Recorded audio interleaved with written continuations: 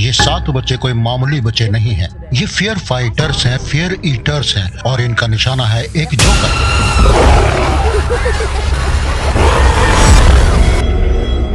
जिसे आमतौर पर पेनीवाइज द डांसिंग क्लाउन या पेनीवाइज के नाम से जाना जाता है। ये एक शक्तिशाली शेप शिफ्टर एंशिएंट पावर है जो हर 27 साल बाद नींद से जागती है और फिर 1 साल तक शहर के बच्चों को डराती है, उन्हें अपना शिकार बनाती है और इसके बाद फिर से 27 साल के लिए सो जाती है। यह स्टोरी पुराने समय के एक ऐसे दौर में सेट है जब डेरी शहर में पेनीवाइज डर का दूसरा नाम बन चुका है और ये सभी वो बच्चे हैं जिन पर पेनीवाइज एक बार अटैक कर चुका है, लेकिन ये किसी तरह बच गए।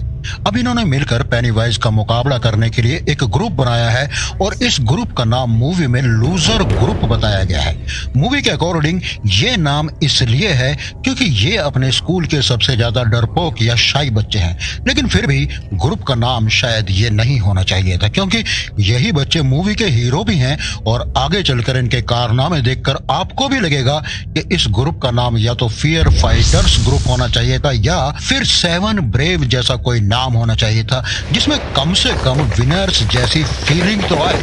खैर, इस ग्रुप का लीडर विल है क्योंकि पेनीवाइज ने सबसे पहला अटैक विल के भाई पर ही किया था। बात 1988 के आसपास एक सुबह की है। बाहर बरसात हो रही थी और सड़कों पर पानी भरा हुआ था। उन दिनों में आज की तरह के इलेक्ट्रॉनिक्स टॉयज या मोबाइल गेम्स इत्यादि नहीं होते थे। तब बहते पानी में कागज की नाव बनाकर चलाना बच्चों का एक फेवरेट गेम हुआ करता था। विल भी अपने छोटे भाई जॉर्जी को प्यार से एक पेपर बोट बनाकर देता है, लेकिन उसे नहीं पता था कि ये पेपर बोट कितनी खतरनाक साबित होने वाली है। जॉर्जी उस पेपर बोट को लेकर बाहर बारिश में खेलने के लिए जाता है और तभी ये अनहोनी होती है। उसकी छोटी सी नाव पानी में बहती हुई एक सीवर में जा गिरती है और उसे निकालने के लिए जैसे ही सीवर में झांक कर वो देखता है, वहां उसे पेनीवाइज छुपकर बैठा हुआ दिखता है। पेनीवाइज उस बच्चे को उसकी नाव वापस करने के बहाने से अपने पास बुलाता है और जब वो बच्चा उसके पास आता है, बस तभी पेनीवाइज पहले उसके हाथ को खा लेता है और फिर उसे सीवर में खींच लेता है और इसके बाद उस बच्चे के बारे में कुछ भी नहीं पता चलता कि वो आखिर कहां गया। सब लोग सिर्फ यही बात करते हैं कि जॉर्ज कहीं खो गया है या फिर मर गया है, लेकिन विल किसी की बात को मानने को तैयार नहीं है। उसे लगता है कि उसका भाई सही सलामत है और नाले में ही कहीं फंसा हुआ है। विल के पिता उसे समझाते हैं कि वो अब इस दुनिया में नहीं है, लेकिन विल नहीं मानता। पेनीवाइज का दूसरा अटैक इसी ग्रुप के माइक नाम के एक लड़के पर होता है। माइक के पिता शहर में भेड़ का मीट सप्लाई करने वाले एक बड़े बिजनेसमैन हैं। यह उनका फैमिली बिजनेस है और वो माइक को भी यही काम सिखा रहे हैं। एक दिन स्लॉटर हाउस में वो माइक को एक भेड़ को शूट करने के लिए कहते हैं, लेकिन वो ऐसा नहीं करता, वो डर जाता है। हालांकि शहर में अपने ग्राहकों को मीट सप्लाई करके अपने पिता की हेल्प करना उसे अच्छा लगता है। अगले दिन जब माइक अपने एक नए कस्टमर को मीट डिलीवर करने जा रहा होता है तो दरवाजे की हालत देखकर डर जाता है। अंदर से बहुत भयानक आवाजें आ रही थी और दरवाजे के साइड से उसे बहुत से गंदे हाथ निकलते हुए दिखाई देते हैं, जैसे वो दरवाजा खोलने की कोशिश कर रहे हों। तभी अचानक वो डोर अपने आप ओपन हो जाता है और वहां पर माइक को पेनीवाइज दिखता है। इतनी ही देर में हेनरी, जो कि शहर का एक शरारती लड़का है, वो अपने गैंग के साथ वहां आ जाता है और ये सब माइक को टीज करने लगते हैं और फिर चले जाते हैं। लेकिन हैरानी की बात ये थी कि वहां दरवाजे पर जो भी कुछ माइक को दिख रहा था वो हेनरी और उसके दोस्तों को नहीं दिखा था। माइक तुरंत समझ जाता है कि पेनीवाइज ने उसी को फंसाने के लिए ये जाल बुना था। वो वहां से भाग निकलता है। पेनीवाइज का तीसरा शिकार बैन बनता है। उसे हिस्ट्री की बुक्स पढ़ना और नक्शों को समझना बहुत पसंद है। कभी कभी वो पोइट्री भी कर लेता है, लेकिन बॉडी शेमिंग का शिकार है। ये इस शहर में नया आया है और शहर की हिस्ट्री को जानने के लिए एक पुरानी बुक पढ़ रहा होता है। इस बुक में डेरी टाउन के बारे में सारी जानकारी मौजूद है। उसे पता चलता है कि यहाँ अनेकों ऐसे इंसिडेंट हो चुके हैं जिनमें लोगों की डेथ भी हुई है। हिस्ट्री पढ़ते हुए ये सारी चीजें उसकी आंखों के सामने किसी फिल्म की तरह चलने लगती हैं, पर तभी उसकी नजर एक रेड बैलून पर पड़ती है। बैन जब उस बैलून के पीछे जाता है तब उसे वहां बहुत सारे ईस्टर एग्स मिलते हैं। वो उन्हें फॉलो करते करते लाइब्रेरी तक पहुंच जाता है और तभी अचानक से एक हेडलेस बर्न्ड फिगर बैन पर हमला कर देती है। लेकिन बैन अपनी जान बचाते हुए वहां से भाग जाता है, लेकिन उसके साथ और ज्यादा बुरा तब होता है जब बाहर आने पर हेनरी और उसके दोस्त उसे पकड़ देते हैं। ये वही लोग हैं जो अभी पहले माइक को तंग कर रहे थे। स्कूल के छोटे बच्चों को टीज करना ही इनका काम है। ये उसे काफी ज्यादा परेशान करते हैं और यहाँ तक कि हेनरी बैन के पेट पर चाकू से एच लिख देता है। बैन लोगों से हेल्प मांगता है लेकिन कोई नहीं सुनता। बड़ी मुश्किल से बैन उनसे बचकर वहां से भाग पाता है और ये ग्रुप उसका पीछा करते रह जाते हैं। पेनीवाइज अब तक 3 बच्चों पर अटैक कर चुका है और इन्हें नहीं पता कि अब अगला अटैक किस पर होने वाला है। उधर विल अभी भी दुखी मन से ग्रुप के साथ मिलकर नालों में अपने भाई को ढूंढ रहा है, लेकिन वो होगा तो मिलेगा ना।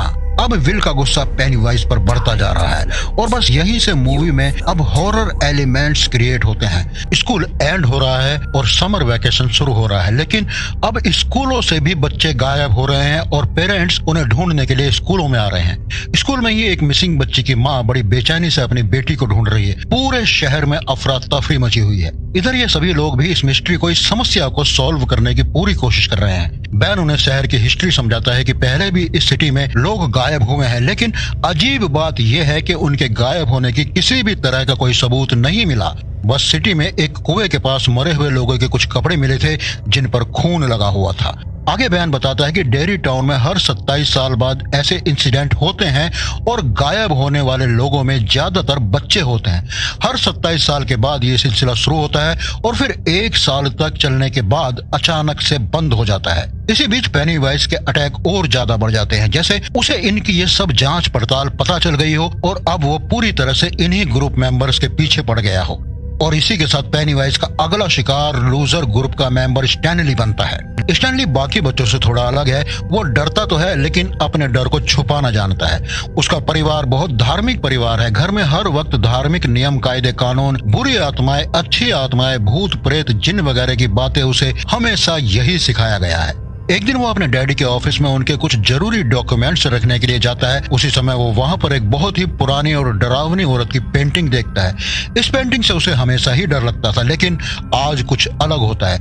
पेंटिंग हिलने लगती है और उसमें मौजूद वो डरावनी औरत फ्रेम से बाहर आने लगती है और पेनीवाइज बनकर उस पर हमला कर देती है। स्टैनली हिम्मत करके वहां से बाहर भाग जाता है। ठीक उसी वक्त एक दूसरे फ्रेम में पेनीवाइज का हमला एडी पर होता है। वो अपनी क्लास अटेंड करने के बाद घर की तरफ जा रहा था। आगे जाने पर रास्ते में वो एक बहुत ही पुराने घर के सामने से गुजरता है। उसकी मेडिसिन लेने का टाइम भी हो जाता है। वहीं पर एडी रुककर अपनी मेडिसिन लेना शुरू कर देता है। तभी उस घर से एडी को किसी की आवाजें सुनाई देने लगती हैं। उस आवाज को सुनकर एडी घबरा जाता है। वो वहां से निकलने की कोशिश करता है, लेकिन उसकी घबराहट की हालत में उसकी मेडिसिन उसके हाथ से नीचे गिर जाती है और जब अपने मेडिसिन को वो उठा रहा होता है कि तभी वहां पर एक बदसूरत और काफी गंदा बीमार आदमी उसे डराने लगता है और वो उसे डराते हुए पीछे वाले उसी पुराने घर की तरफ ले जाने की कोशिश करता है। एडी भी खुद को बचाने के लिए भागकर वहीं चला जाता है और बस तभी वहां पर उसे पेनीवाइज नजर आता है। एडी तुरंत सारे जाल को समझ जाता है और वहां से अपोजिट डायरेक्शन में भागकर खुद को बचा लेता है। अब लूजर ग्रुप समझ जाता है कि इन्हें जल्दी ही कुछ करना होगा, वरना बार बार पेनीवाइज से बचना मुश्किल है, क्योंकि वो भी अब अपनी पावर्स को बढ़ा रहा है। अगले दिन पूरा ग्रुप उसी नाले के डेड एंड पर पहुंचता है जो ऊपर बने भूतिया घर के कुएं से जुड़ा हुआ था। वहां उन्हें कुछ कपड़े और किसी बच्चे का जूता मिलता है। ये सभी लोग मिलकर अंदर जाते हैं। घायल बैन भी वहां पर पहुंच जाता है। एक लड़का अंदर जाता है कि तभी वहां पर उसे बहुत सारे घोस्ट और सॉल्स नजर आते हैं और पेनीवाइज उसे मार डालता है, जिससे उसकी ताकत बढ़ जाती है। अगला शिकार वो बेवर्ली को बनाता है। एक दिन जब वो अपने वॉशरूम में जाती है तो उसे वॉशरूम से बच्चों के चीखने की आवाजें आती हैं। बेवर्ली जब एक मेजरिंग टेप को हॉल के अंदर डालकर बाहर निकालती है तो वो खून से भरा हुआ वापस आता है और उस पर इंसानों के बाल भी लिपटे हुए थे। तभी अचानक वो बाल उसके हाथों पर लिपटने लगते हैं और फिर उसे अंदर की तरफ खींचने लगते हैं। इसके बाद उस वॉश बेसिन से बहुत सारा खून बाहर निकलता है और पूरा वॉशरूम और बेवर्ली दोनों ही खून से भर जाते हैं। बेवर्ली के रोने की आवाज सुनकर उसके फादर भी वहां आ जाते हैं, लेकिन उन्हें वहां पर कुछ भी दिखाई नहीं देता। जबकि ये सारी बातें जब बेवर्ली अपने ग्रुप के मेंबर्स को बताती है तो उन्हें भी वॉशरूम में खून दिखता है और वो उसे साफ भी करते हैं। दूसरी तरफ एक और अजीब सी घटना घटती है। माइक अपनी साइकिल से मीट सप्लाई करने जा रहा होता है कि तभी शहर का वही गुंडा हेनरी अपनी कार से वहां आता है और माइक को मारने लगता है। उसकी साइकिल से मीट नीचे जमीन पर गिर जाता है तो वो उसे कच्चा मांस खाने के लिए कहता है। वो सब उसे काफी मारते पीटते भी हैं कि तभी कुछ दूर माइक को झाड़ियों में पेनीवाइज नजर आता है। वो एक बच्चे का हाथ खा रहा था और साथ में वो माइक को एक अजीब तरह की स्माइल भी दे रहा था। तभी उसी समय माइक के फ्रेंड्स वहां पहुंच जाते हैं और हेनरी और उसके फ्रेंड्स पर पत्थरों की बारिश कर देते हैं और माइक को बचा लेते हैं।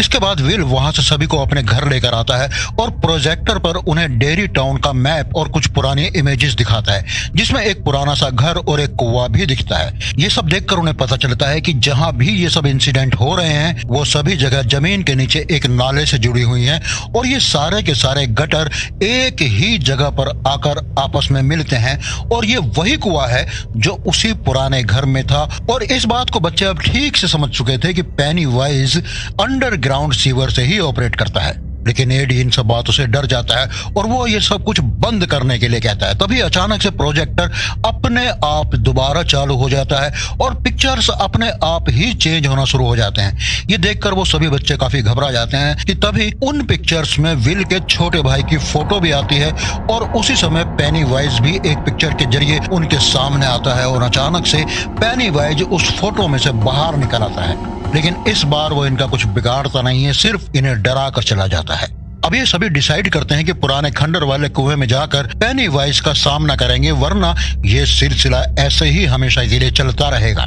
जब ये लोग उस घर के अंदर जाते हैं तो पेनीवाइज उन्हें विजन दिखाना शुरू कर देता है और सभी को एक दूसरे से अलग कर देता है। एडी फिर से उस क्रीपी से दिखने वाले आदमी से डरकर ऊपर से नीचे गिर जाता है और काफी इंजर्ड भी हो जाता है। उन फ्रेंड्स में से जिसका नाम रिची था वो एक रूम में लॉक्ड हो जाता है और उस रूम में बहुत सारे जोकर्स थे और तभी वहां पेनीवाइज आ जाता है। लेकिन इससे पहले कि वो रिच को कोई नुकसान पहुंचा पाता, विल बिल्कुल ठीक वक्त पर वहां पहुंचकर दरवाजा खोलकर उसे बचा लेता है और फिर पेनीवाइज एडी के पास आता है। लेकिन इससे पहले कि पेनीवाइज एडी को डराकर मार देता, विल और रिची वहां पहुंच जाते हैं। लेकिन वो उन दोनों पर भी अटैक कर देता है कि तभी उसी समय बेवरली पेनीवाइज के सिर में एक रॉड घुसा देती है, जिससे वो काफी जख्मी हो जाता है। लेकिन इसके बावजूद वो बच्चों को पकड़ने की कोशिश करता है और अपने बड़े बड़े नाखूनों से बैन को जख्मी कर देता है। लेकिन सारे के सारे बच्चे अब एक साथ थे और पेनीवाइज भी अब काफी इंजर्ड हो चुका था, तो वो उन्हें कोई नुकसान पहुंचाए बगैर ही भागने लगता है। तभी विल उसका पीछा करते हुए उसके पीछे पीछे जाता है और उसे कुएं में जाते हुए देख लेता है।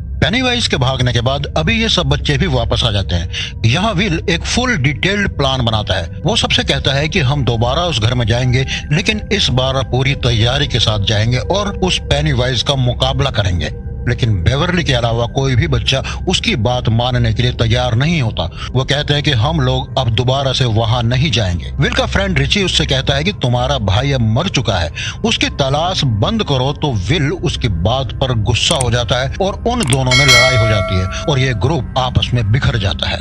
बेवरली उन्हें काफी समझाती है कि पेनीवाइज यही तो चाहता है कि वो एक दूसरे से अलग हो जाएं, क्योंकि उसे पता है कि अगर ये सब साथ रहे तो वो हमारा कुछ नहीं बिगाड़ पाएगा। लेकिन बेवरली की बातों को कोई नहीं मानता। अगले दिन जब विल बेवरली से मिलने उसके घर जाता है तो उसे बेवरली के फादर की डेड बॉडी के साथ दीवारों पर लिखा हुआ पेनीवाइज का मैसेज मिलता है। वहां लिखा हुआ था कि you die if you try. Will वापस आकर अपने सभी फ्रेंड्स को बताता है कि पेनीवाइज ने बेवरली को किडनैप कर लिया है, तो सभी बेवरली को बचाने के लिए फिर से एक हो जाते हैं। अब ये सब दोबारा से इस घर में आते हैं, लेकिन इस बार वो लोग पूरी तैयारी के साथ और अपने साथ हथियार भी लाए हुए थे ताकि वे लोग पेनीवाइज का मुकाबला कर सके। दूसरी तरफ हम बेवरली को देखते हैं जिसके ऊपर खून के कुछ कतरे गिरते हैं, जिससे वो होश में आकर देखती है कि वो एक गटर में है जहाँ पर एक कचरे का बहुत ही बड़ा काफी ऊंचाई वाला एक ढेर लगा हुआ है और वहां पर बच्चों की डेड बॉडी हवा में फ्लाई कर रही हैं। तब बेवरली वहां से भागने की कोशिश करती है, लेकिन पेनीवाइज उस पर अचानक से अटैक कर देता है। लेकिन अब बेवरली डरने वाली नहीं थी। बेवरली बड़ी बहादुरी से उसका मुकाबला करने लगती है और जब पेनीवाइज ये देखता है कि बेवरली उससे नहीं डर रही है तो उसे अपना असली रूप दिखाता है और उसके असली रूप को देखकर बेवरली बेहोश हो जाती है। इधर सारे बच्चे कुएं से नीचे उतर जाते हैं, लेकिन जब माइक की बारी आती है तब हेनरी उस पर अटैक कर देता है। वो उसे मारने की कोशिश करता है, लेकिन अब माइक भी उससे नहीं डरता। वो मुकाबला करके हेनरी को कुएं में काफी नीचे की तरफ गिरा देता है। इधर जब ये सब कुएं से नीचे उतर रहे थे तब स्टैनली उनसे अलग हो जाता है और यहाँ पर पेनीवाइज उस भयानक से दिखने वाली औरत के रूप में आकर फिर से उस पर अटैक कर देता है। लेकिन इससे पहले कि पेनीवाइज उसे जान से मार पाता, बाकी के फ्रेंड फुर्ती से उसे ढूंढते हुए वहां पहुंच जाते हैं और पेनीवाइज वहां से भाग जाता है। और यहीं पर विल को उसका छोटा भाई नजर आता है और उसको फॉलो करते करते वो बिल्कुल उसी जगह पहुंच जाता है जहां पर बेवर्ली पेनीवाइज के कब्जे में थी। बेवर्ली हवा में लटक रही थी। उसे देखकर विल उसे नीचे लाने की कोशिश करता है और फिर विल अपने भाई के पास चला जाता है। तभी बाकी के फ्रेंड्स वहां पर आ जाते हैं और सभी मिलकर बेवर्ली को नीचे उतारते हैं, लेकिन बेवर्ली होश में नहीं थी। वो सभी उसे होश में लाने की कोशिश करते हैं और बेवर्ली पेनीवाइज के ट्रैप से बाहर आ भी जाती है और उसे होश भी आ जाता है। पेनीवाइज विल को उसके छोटे भाई के रूप में काफी इमोशनली ब्लैकमेल करने की कोशिश करता है और उसे अपने साथ घर लेकर जाने के लिए भी कहता है।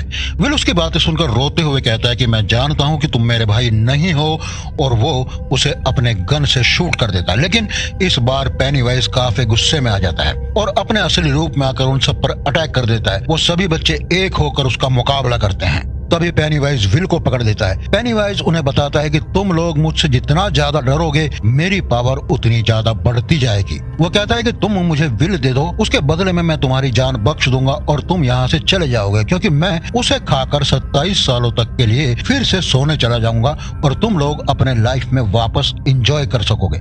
लेकिन बच्चे अपने दोस्त को छोड़ने के लिए राजी नहीं होते और बिल्कुल एक होकर उससे लड़ने लगते हैं। पेनीवाइज उन बच्चों को हर उस रूप से डराने की कोशिश करता है जिससे वो सबसे ज्यादा डरते हैं, लेकिन ये बच्चे अब नहीं डरते और अब डरने की बारी पेनीवाइज की थी। और वो काफी डर भी रहा था क्योंकि ये सभी बच्चे एक साथ थे और डर भी नहीं रहे थे। पेनीवाइज उन बच्चों को हर उस रूप में डराने की कोशिश करता है जिससे वो सबसे ज्यादा डरते हैं, लेकिन अब बच्चे नहीं डरते और अब डरने की बारी पेनीवाइज की थी, क्योंकि पेनीवाइज उन्हीं को डराता था जो डरते थे। पेनीवाइज उनकी हर उस चीज का फायदा उठाता था जिनसे वो डरते थे। और अब जब बच्चे नहीं डर रहे थे तो नेचुरली बात है पेनीवाइज डरने लगा था और वो डर भी रहा था, क्योंकि वो सभी बच्चे अब एक साथ होकर उससे मुकाबला कर रहे थे और पेनीवाइज को काफी जख्मी कर चुके थे। उन सभी बच्चों के एक हो जाने पर पेनीवाइज हारने के लिए मजबूर हो जाता है और पेनीवाइज भूखा ही 27 सालों के लिए सोने के लिए चला जाता है और ये मूवी यहीं पर समाप्त हो जाती है। इस मूवी में क्लियर मैसेज है कि जब बच्चे बड़े हो रहे होते हैं तो उनके मन में कोई वहम या कोई ना कोई ऐसा डर बैठ जाता है जो उन्हें लगातार डराता है। इसी डर को इस शानदार मूवी में पेनीवाइज के रूप में दिखाया गया है। यानी पेनीवाइज कोई और नहीं बल्कि हमारे ही अंदर का वहम, हमारा अपना ही डर है। लेकिन विन के भाई जॉर्जी के साथ क्या हुआ था